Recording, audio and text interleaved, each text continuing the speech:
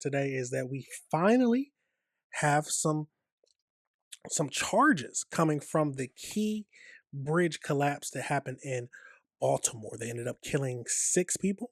Federal prosecutors have announced criminal charges against the Singapore-based operator of the ship that crashed into Baltimore's Francis Scott Key Bridge 2 years ago. 6 people died in that incident. Let's go to CBS News correspondent Chanel Call, who's live in our newsroom once again today. So, Chanel, what is in this indictment? Right, and I have the indictment right here, Mugo. I was here in the newsroom 2 years ago when this story broke. I was actually working overnight and early morning anchoring the 4 a.m. show here at CBS when that video came out. You can see it here. And I remember as soon as we saw that video, we knew that something terrible had happened. We knew this was going to be a big story. Today, 2 years later, we're now seeing federal prosecutors announce in this indictment charges against the company that operated that ship that day, that lost control, that killed 6 people, and that also took down the Francis Scott Key Bridge. Take a listen to part of the press conference they held today.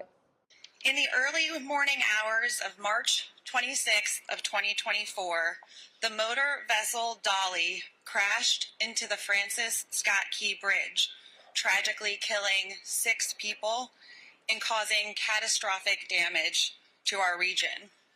Today, the United States unsealed an indictment charging 3 defendants, Synergy Marine Private Limited, Synergy Maritime Private Limited, and Radha Krishnan Karthik Nair with crimes related to the disaster, including conspiracy, violations of the Ports and Waterways Safety Act, misconduct or neglect of ship officers resulting in death, and obstruction, among others.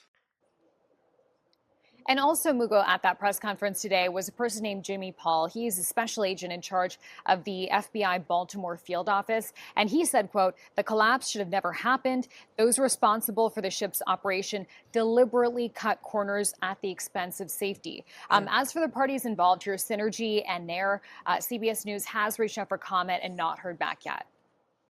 Wow. Now, my main thought is I wonder if their companies have to foot some of the bill. I'm assuming they have to in either the insurance or something. Money has to get paid because bridges are expensive, more expensive than most things, just because of the time it takes and the engineering and all the just background stuff that it takes. Not just the construction of it, but everything that goes into place of constructing one. But let's go over into one more video and see if it tells us anything different. 2 years after the deadly collapse of Baltimore's Key Bridge, the Justice Department has filed criminal charges against the operator of the cargo ship that crashed into it, claiming the company ignored safety issues and lied to investigators. Prosecutors allege Synergy Marine failed to address long-standing problems on the Dolly. They claim the use of improper fuel pumps crippled the ship's ability to restore steering power after 2 blackouts. The indictment alleges that if the Dolly had been using the proper fuel supply pumps, then the vessel would have regained power in time to safely navigate under the Key Bridge. The ship slammed into a supporting column of the bridge, causing it to collapse, killing 6 construction workers who'd been filling potholes. The sole survivor clung to a piece of steel in the water after escaping his work truck through its manual windows. The indictment also claims the company and the ship's technical supervisor falsified inspection records. If the DOJ wouldn't have found what was going on and brought these charges, we would have never seen the purposeful destruction of materials, the purposeful hiding of what really caused this tragedy. Synergy denies the allegations, saying the NTSB identified the probable cause of the incident was a loss of electrical power due to a loose signal wire connection, a defect outside of Synergy Marine's control. The indictment comes on the same day Maryland reached a $2 billion settlement with Synergy and the owner of the ship. The new Key Bridge is expected to cost up to $5 billion and won't open until late 2030. Absolutely crazy. And we are happy that we have some responsibility being had, but they said that they were lying about the records. And why would they lie about? Why would any country lie about the records? Money. That's the biggest thing. If they don't report it, then they don't have to get the problems fixed.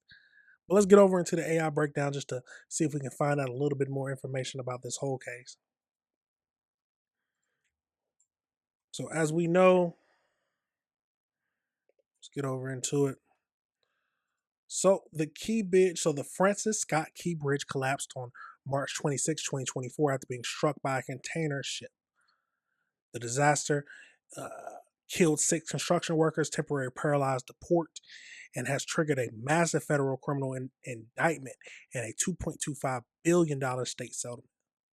So the collision happened at approximately 1:29 p.m. on March 26th.